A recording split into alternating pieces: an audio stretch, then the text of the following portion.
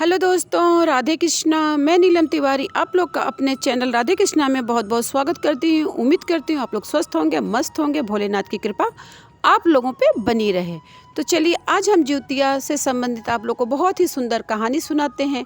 इससे पहले अगर आप लोग मेरे चैनल पे नए हैं तो प्लीज़ मेरे चैनल को सब्सक्राइब कर दीजिए, बेल आइकन को प्रेस कीजिए ताकि मेरी वीडियो का नोटिफिकेशन सबसे पहले आप तक पहुँचे। तो चलिए कहानी सुनते हैं। सबसे पहले आप लोग को क्या करना है, अपनी जिउतिया को आगे रखिए, हाथ में अक्षत और फूल लीजिए, ज्योतिवाहन भगवान का ध्यान कीजिए और कहानी सुनिए। एक गांव था, वहाँ पे जो था कुम्हार और कुम्हारिन रहते थे। वो लोग क्या करते थे, सुबह उठते थे, नदी तालाब में जाते थे, मिट्टी लाते थे, मिट्टी के तरह तरह के बर्तन बनाते थे, घड़ा बनाते थे, दिया बनाते थे, कोशा बनाते थे और उसको धूप में सुखा के आग में पका के फिर वो बेचने जाते, गांव गांव बेच के। इस तरह उनका जीवन यापन चल रहा था। कुछ समय के पश्चात पता चलता है कि जो कुम्हारिन होती है वो गर्भवती है। कुम्हार को बड़ा खुशी होता है। धीरे धीरे समय व्यतीत होने लगता है। 9वें महीना में जो कुम्हारिन होती है बहुत ही सुंदर पुत्र को जन्म देती है। जिस दिन पुत्र की छठी होती है, छठी की पूरी तैयारी जो कुम्हारिन हो बहुत ही हर्ष उल्लास के साथ करती है। शाम का टाइम होता है, वो बच्चे को अपने गोद में लेती है और छठी के पूजन के लिए बैठ जाती है। तब तक उसके जो बच्चा रहता है उसका प्राण निकल जाता है, वो मृत्यु को प्राप्त हो जाता है। कुम्हारिन जो होती है विलाप करने लगती है, रोने लगती है और भगवान से कहती है, हे भगवान, आपने मेरे साथ कुछ भी अच्छा नहीं किया, आपने एक पुत्र दिया वो भी ले लिया। इस तरह कुम्हार और कुम्हारिन दोनों दुखी होने लगते हैं। उनका किसी भी काम में मन नहीं लगता है। 1 महीने तक वो कुछ भी काम नहीं करते हैं। जो भी उनके घर में होता है उसको खा पी के अपना जीवन यापन करते हैं। फिर धीरे धीरे घर का जो सामान होता है वो ख़त्म हो जाता है। फिर कुम्हारिन क्या करती है, दिया बनाना शुरू करती है। लेकिन भाद्र मास होने के कारण जब भी वो दिया को बाहर रखती है, अपने मिट्टी के बर्तनों को सुखाने के लिए बाहर रखती है, बारिश आता है, उसके मिट्टी के बर्तन खराब हो जाते हैं। कुम्हार कहता है कि इस तरह जीवन यापन नहीं होगा, हम जा रहे हैं शहर को, कुछ धन संपत्ति कमाएंगे तभी हम अपने जीवन यापन कर सकते हैं। कुम्हारिन कहती है ठीक है आप जाइए। वो चला जाता है। फिर ये क्या करती है, फिर अपना दिया बनाती है। धीरे धीरे धूप निकलने लगती है और ये दिया को सुखाती है, फिर गांव गांव जाके बेचती है। इस तरह कुम्हारिन जो होती है अपना जीवन यापन करने लगती है।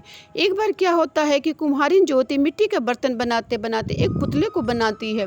बहुत सुंदर उसकी आँख बनाती है, मुँह बनाती है, होठ बनाती है, सब कुछ उसके अंग बनाती है, हाथ पाँव बनाती है। तो उसको क्या करती है, जब बना लेती है तो उसको वो अपना पुत्र मानने लगती है। उससे लाड़ लगाती है, प्यार लगाती है, उसको काजल लगाती है, टीका लगाती है और उसको छिपा के रखती है ताकि किसी की नज़र न लगे। उसको खाना खिलाती है, डांटती भी है। तो इस तरह कुम्हारिन है जो है मिट्टी के जो पुतले में अपने पुत्र को देख अपनी ममता को उसी में वो तलाश करती है। और जब मिट्टी को बर्तन के बेचने के लिए जाती है तो उस पुतले को कंधे पे बांध लेती है। ऐसे ही दिन व्यतीत होने लगा। एक दिन क्या हुआ कि जब वो मिट्टी के बर्तन बेच के आ रही थी तो देखी कि कुछ महिलाएं जो है नदी के पास कुछ कर रही हैं। उसने पूछा कि ये लोग क्या कर रहे हैं। सोचा कि क्या कर रहे हैं, चलो देखते हैं। जाके जब उन्होंने महिलाओं से पूछा कि आप लोग क्या कर रही हैं, तब उन्होंने कहा कि हम लोग जिउतिया व्रत का नहाए खाए कर रहे हैं। तो उसने पूछा कि ये क्या व्रत है, किस देवता का व्रत है। तो उन्होंने कहा कि ये ज्योतिवाहन भगवान का व्रत है। ये जो औरतें होती हैं अपने पुत्र की लंबी आयु के लिए रहती हैं, अपने सुहाग के लिए रहती हैं। इस व्रत का बहुत ही महत्व है, बहुत ही नियम धर्म और बहुत ही कठिन व्रत है। तो पूछती है व्रत कैसे किया जाता है, इसका क्या लाभ है। सब कुछ महिलाएं जो होती हैं वृत्तांत से बताती हैं। कहते हैं कि अश्विनी मास के 7वीं के दिन नहाए खाए करते हैं, 8वीं के दिन इस पे का व्रत रहते हैं और 9वीं के दिन पारण करते हैं। सब बताती है। तो कुम्हारिन कहती अरे मेरे पास भी तो मिट्टी का पुतला पुत्र है, हम भी इसके लिए व्रत रखेंगे। तो वो क्या करती है, नहाए खाए उसी दिन से शुरू कर देती है और जिस दिन वो व्रत रहती है उस दिन भी क्या करती है, मिट्टी के बर्तन को बेचने के लिए जाती है। जब वो बर्तन बेच के लौटती है तो उसके पीठ पे हलचल होती है। तो कहती ये क्या हो रहा है, हमको भ्रम हो रहा है। फिर वो आगे बढ़ने लगती है तो उसको लगता है कि कोई उसके पीठ पे पैर मार रहा है।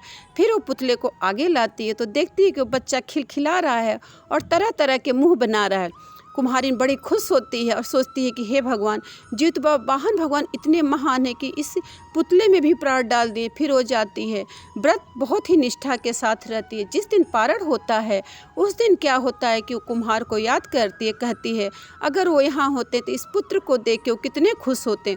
यही सोच के ज्योतिवाहन भगवान का ध्यान करती है। ध्यान करते करते अपना फिर पारण की तैयारी करती। उधर से कुम्हार उसी दिन चलने के लिए तैयार होता है। जो भी धन संपदा होता है उसको वो बांधता है और रास्ते में खाने के लिए वो लिट्टी बनाता है, लेके आगे बढ़ने लगता है।